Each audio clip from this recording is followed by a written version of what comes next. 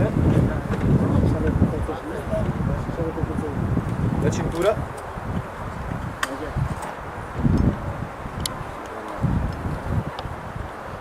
La chiave non deve mai essere inserita.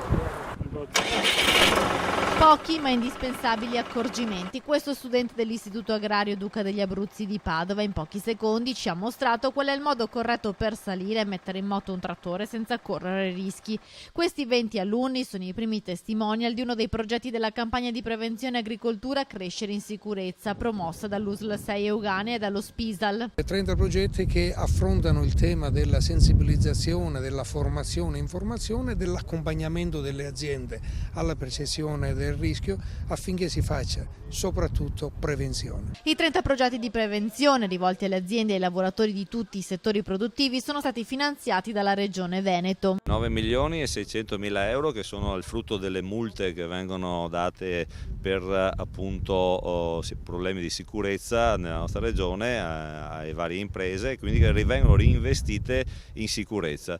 Sono state divise per le ULS, qui all'ULS 6 di Padova 1 milione e 600 mila euro per 30 progetti di formazione agli imprenditori. In particolare oggi siamo al Duca degli Abruzzi qui a Padova nel settore agricolo, dove avvengono, ahimè, abbiamo il numero più grande di morti e di infortuni sul lavoro. Il settore agricolo è quello maggiormente colpito dagli infortuni sul lavoro e dalle malattie professionali, per questo l'USL 6 offrirà a 3.600 agricoltori lezioni formative e un kit di protezione con tute, occhiali e mascherine. Intanto per un giorno sono stati i ragazzi a mostrare agli adulti e alle istituzioni quali sono le buone pratiche per lavorare in sicurezza. La cosa importante è l'imbragatura, che deve essere bene stretta per le vibrazioni, e il peso dell'attrezzo.